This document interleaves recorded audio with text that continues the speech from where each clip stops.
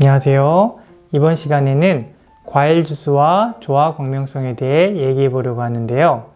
성리수학에서는 아이들과 과일 주스를 만들고 수학의 구 개념에 대해 얘기해 보면서 조화롭고 아름다움에 대해서 얘기하는 시간을 갖는데요.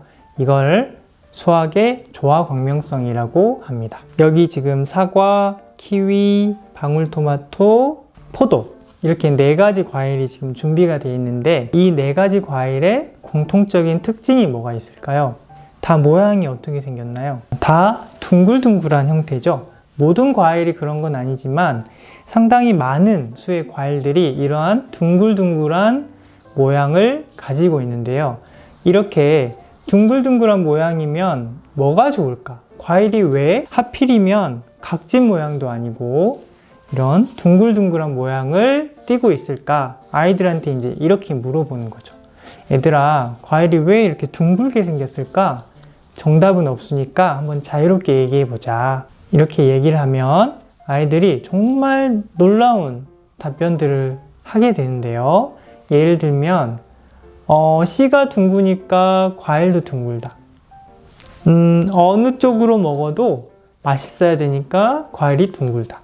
과일이 이렇게 떨어질 때, 익어서 떨어질 때 아프지 말라고 둥글기도 하다. 햇볕을 골고루 받아야 되니까 둥근 게 아닐까. 과일들이 씨앗을 퍼뜨려야 되는데 과일이 떨어져서 이렇게 떼굴떼굴 굴러가야 멀리까지 이제 씨앗이 퍼질 수 있으니까 둥글다. 빗물이 잘 씻겨져 내려가라고. 이렇게 각져 있으면 고일 수도 있잖아요. 그래서 둥글다. 아니면 해충이 이렇게 미끄러지라. 아이들의 이야기를 이렇게 들어보니까 과일의 모양이 둥근 이유가 새삼 신기하게 느껴지네요. 정말 기상천외하고 창의적인 답변들을 아이들이 하게 되는데요. 참 놀라운 것 같습니다. 그런데 이 답변 속에 구의 특징들이 상당히 많이 언급이 되어 있거든요. 그러면 이 둥글둥글한 모양을 수학에서는 뭐라고 하냐? 바로 구라고 하는데요. 공간상의 한 점에서 같은 거리, 어느 방향이든 같은 거리에 있는 점들을 다 모아놓으면 그게 구가 되는 거예요. 이런 구 모양은 하나의 중요한 특징이 있는데요. 바로 같은 부피일 때, 양이 똑같을 때 둘러싸고 있는 표면적이 가장 작은 입체 도형이 구예요. 과일 입장에서 보면은 껍질을 만드는데 에너지를 적게 쓰는 거예요. 같은 크기를 가지면서도 껍질을 만드는데 에너지를 최소화할 수 있는 게 바로 구의 특성 때문에 가능하다. 그런 점에서 과일이 에너지를 효율적으로 아껴서 쓰려고 구 모양을 선택했을지도 모르죠. 정답은 없습니다. 이렇게 표면적이 최소화가 되면은 수분이나 과즙이 훨씬 면적이 작으니까 덜 빠져나가겠죠. 다른 같은 부피의 입체 도형들보다는. 구 모양에 대해서 얘기해 보니까 정말 자연의 이치와 원리가 이 구라는 모양에 그대로 녹아 있는 것 같습니다. 사과랑 키위를 이렇게 잘라 보았는데요. 과일 주스를 한번 만들어 보겠습니다. 사과 키위 주스를 오늘 한번 만들어 볼게요.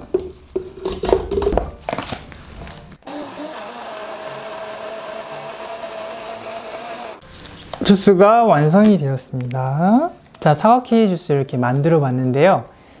컵 2개에 나눠서 담아 봤거든요. 미션을 하려고. 자, 어떤 미션이냐. 제가 이렇게 얼음을 2종류를 준비해 봤어요.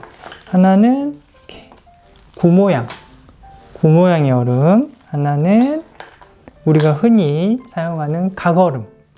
자, 이 두 얼음의 부피가 같다면, 물의 양이 같다면 이렇게 주스에 구얼음과 각얼음을 넣었을 때 구얼음을 넣은 주스가 더 시원함이 오래 유지될까요?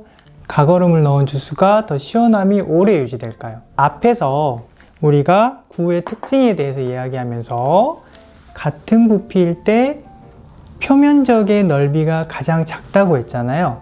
그래서 구얼음은 표면적이 작으니까 녹아나가는 부분이 상대적으로 작겠죠. 각얼음에 비해서. 그런데 각얼음은 같은 부피일 때 표면적이 구보다 더 넓으니까 더 빨리 녹게 돼요. 그래서 얘가 금방 시원해지긴 하는데 이제 오래 유지되지는 않겠죠. 반면에 구얼음은 천천히 시원해지겠지만 시원함이 오래 유지된다는 장점이 있을 거예요. 이렇게 과일 주스로 아이들이랑 미션을 하면서 구와 입체, 다른 입체, 정육면체 혹은 직육면체의 차이점에 대해서 얘기해 보면서 구의 특징을 또 체득하는 시간을 갖게 됩니다. 일상에서도 찾아볼 수가 있어요. 예를 들면은 돔 모양의 건축물이나 텐트, 그 다음에 에스키모인들이 거주하는 이글루 모양도 사실 이런 구 모양이거든요. 이렇게 되면은 재료비를 덜 들고도 가장 넓은 공간을 만들 수가 있습니다. 이게 바로 구얼음과 각얼음의 특징과도 관련이 있죠. 그 비슷한 예로 비눗방울도 이렇게 구 모양이잖아요. 물방울도 구 모양인데 이것 역시 표면적의 넓이를 가장 최소화하려는 그 표면 장력으로 인해서 구 모양을 띠게 되는 거거든요. 그렇다고 재료비가 덜 든다고 막 튼튼하지 않냐, 안정적이지 않냐, 그게 아니라 오히려 더 튼튼합니다. 예를 들면은 바다 깊이 내려가는 그 잠수정의 모양도 사실 구 모양이거든요.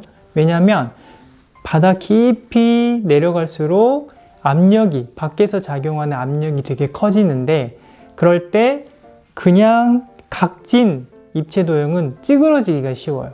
그런데 구 모양은 어느 방향으로 힘을 받아도 그 힘을 분산시킬 수가 있어요. 그래서 오히려 이글루 모양의 그런 구 모양이 더 튼튼한 거고 그런 심해 잠수정도 구 모양으로 하는 거죠. 이렇게 보니까 구가 굉장히 효율적이면서도 또 안정감이 있고 튼튼한 그런 형태의 도형임을 알 수가 있네요. 구는 사실 어느 방향에서 보든지 똑같이 원으로 보여요.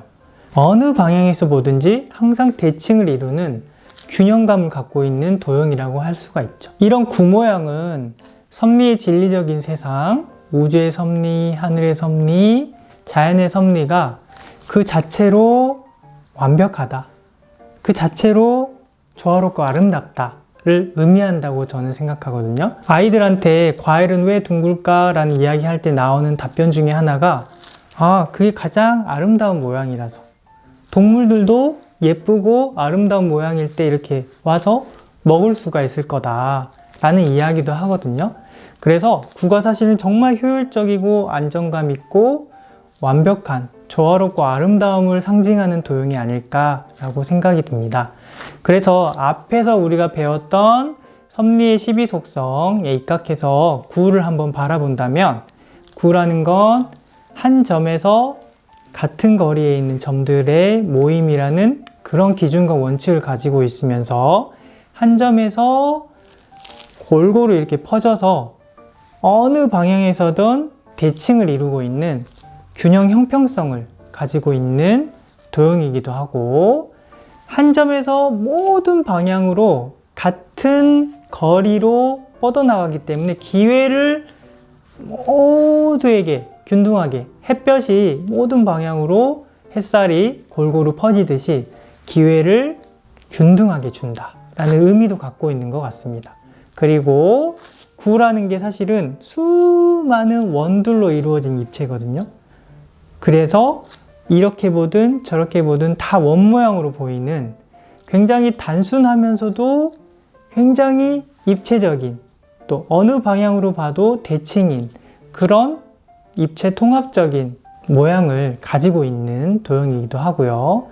아이들과 과일 주스를 만들면서 이렇게 구에 대해서 이야기를 하니까 어떤 아이가 이렇게 얘기하더라고요. 지구도 둥글고 내 얼굴도 둥그네? 이렇게 세상에는 수많은 구가 지금 있잖아요. 태양도, 행성도, 내 얼굴도, 사과도, 물방울도, 이런 구 모양이 사실은 같은 비율로 확대하고 축소하면 이게 다 겹쳐지는 닮은 도형들이에요. 이거 자체가 이제 일정한 비율로 확대 축소를 해서 겹쳐진다라는 또 등가 비례성의 속성을 또 가지고 있지 않나라고 생각을 하고요.